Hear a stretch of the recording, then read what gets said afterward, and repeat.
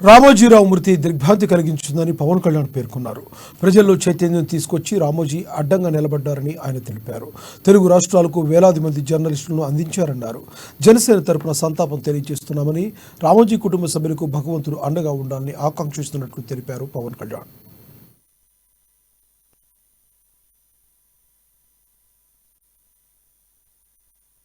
ఆయన మృతి వార్త తెలియజేశారు. చాలా దిగ్భ్రాంతిని కలిగించింది, చాలా బాధ కలిగింది. ఇక్కడ నేనేం కోరుకున్నానంటే ప్రమాణ స్వీకారం తర్వాత వచ్చి వారికి కలవాలని అనుకున్నాను. ఆ పాపం ఆయన ఎంత ఇబ్బంది పెట్టారు ప్రభుత్వాలు గత దశాబ్దన్నర కాలంలో.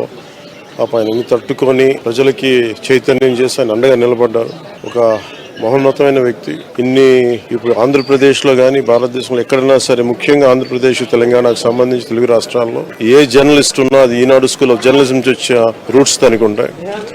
అలాంటి కొన్ని వేలాది మంది జర్నలిస్టులని తెలుగు రాష్ట్రాలకు అందించిన మహానుభావులు.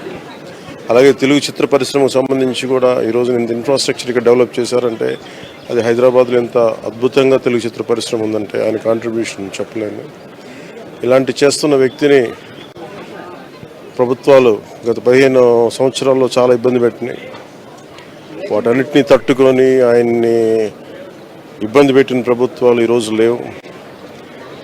ఆ విజయం ఆయనకి తెలియజేయాలని అనుకున్నాం, చేసి లోపల దురదృష్టం ఇలా జరిగిపోయింది. వారి కుటుంబానికి, ప్రతి ఒక్కరి కుటుంబ సభ్యులకి, అలాగే ఈనాడు గ్రూప్ ఆఫ్ కంపెనీస్ వారందరికీ కూడా నా జనసేన తరపు నుంచి, నా తరపు నుంచి వారికి నా సంతాపం తెలియజేస్తాను.